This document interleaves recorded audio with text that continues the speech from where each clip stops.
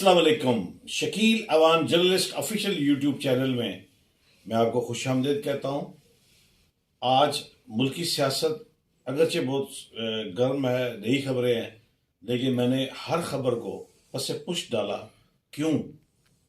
क्योंकि आज मेरे घर में मेरी खुशकिस्मती आई कि नौशहरा से ताल्लुक़ रखने वाली वो रूहानी शख्सियत जिनको मैं जब मिलने गया नौशहरे, तो मैं अल्लाह का जो उन पर खसूसी करम है उसको जब मैंने महसूस किया तो मैंने इन्हें दरख्वास्त की कि आप जब भी रावलपिंडी या इस्लामाबाद तशरीफ़ लाएं तो मुझे मुलाकात के लिए वक्त दीजिएगा।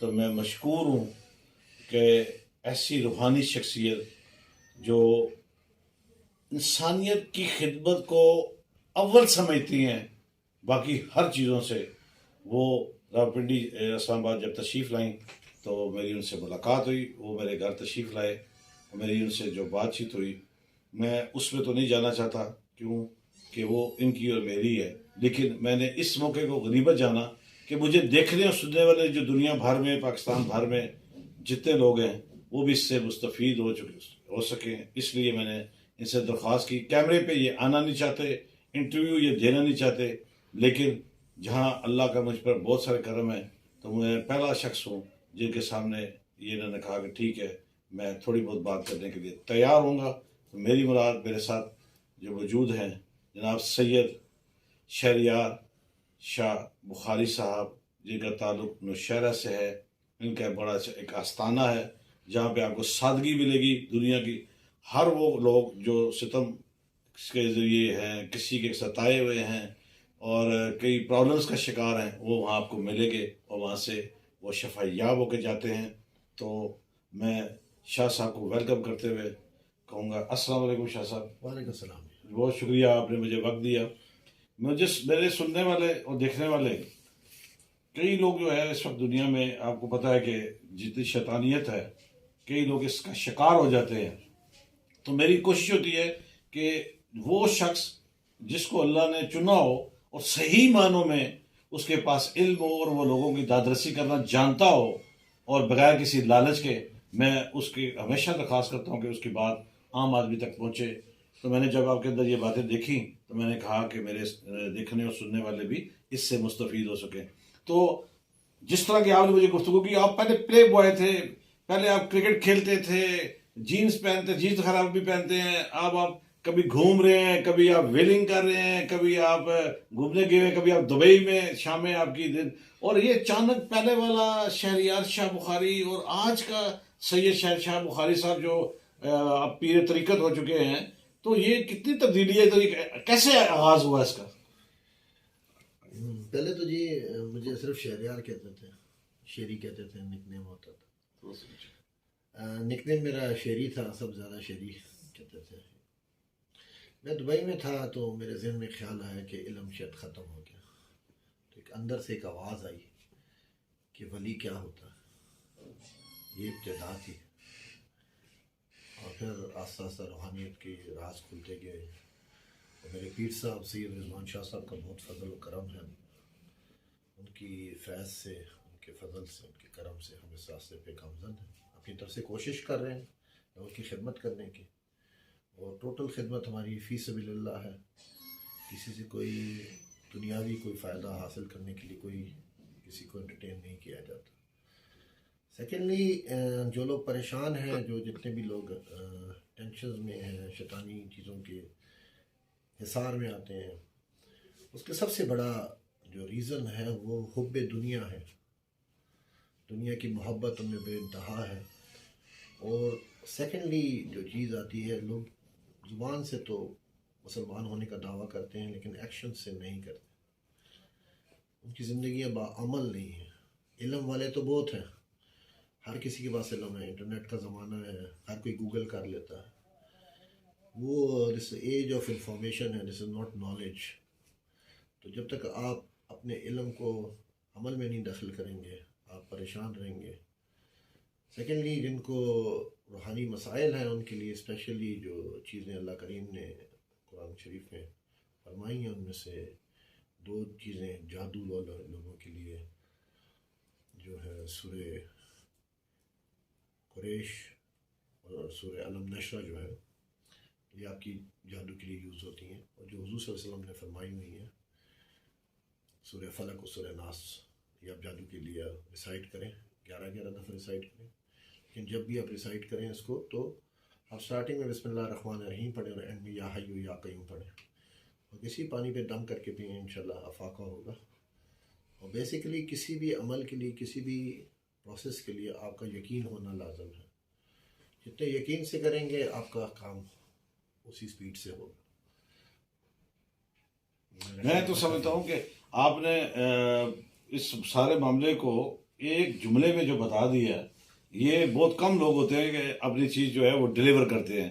तो ये बताइए कि ज़्यादातर लोग आपके पास जो है साइल जो आते हैं, साइलिन जो हैं, उनकी तादाद जो होती है वो ज़्यादातर किस इशू पे ज़्यादा आते हैं? आजकल जैसे आप देख रहे हैं पाकिस्तान में ज़रा फाइनेंशियल क्राइसिस चल रहा है, फाइनेंशियल क्राइसिस में भी होते हैं, लेकिन ज़्यादातर लोग हसद के मारे होते हैं। हम अपने रिश्तेदारों, दोस्तों, अहबाब से हसद बहुत करते हैं, कीना रखते हैं, हसद रखते हैं, बुग़्ज़ रखते हैं, जिसकी वजह से बिगाड़ पैदा होता है। लोग एक दूसरे पे जादू कराते हैं, सेहत के प्रॉब्लम्स बनते हैं, फिर हमारे हेल्थ इश्यूज़ हैं। दीन हमारा कहता है सफाई निस्फ़ ईमान है, लेकिन हमारे घर तो साफ़ होते हैं, गलियाँ गंदी होती हैं। करोड़ों रुपए के घर बना लेते हैं, लेकिन 5,000 की नाली साफ़ नहीं कराते हैं। तो उसकी वजह से ज़्यादा हेल्थ इश्यूज़ आते हैं, जिनमें आप मेडिकली आप किडनीज़ इश्यूज़ कह लें, आप लिवर के कह लें, हार्ट इश्यूज़ हैं। खुराक बहुत खाते हैं, हदीस शरीफ पे अमल नहीं करते, ना चहलकदमी करते हैं, ना कैलूला करते हैं हम दोपहर को। सुन्नत हमने सिर्फ नमाज की सुन्नतों को सुन्नत समझा, बाकी हुज़ूर सल्लल्लाहु अलैहि वसल्लम की जो बाकी आदात हैं उनको हम सुन्नत में तो आगे हम चलते हैं। मुझे ये बताइए कि ये तब्दीली आपके अंदर कई सोच की किसी के कहने पर की, या कैसे आई कि एक वो शहरियार बुखारी कैसे हो गया? रब की तरफ से होता है जी, जो भी होता है तौफीक की बात है। रब जिसको पसंद कर ले आपके लिए, वो फिर डकैत भी जो होता है ना, वो भी अल्लाह का वली बन जाता है। फिर शहजादे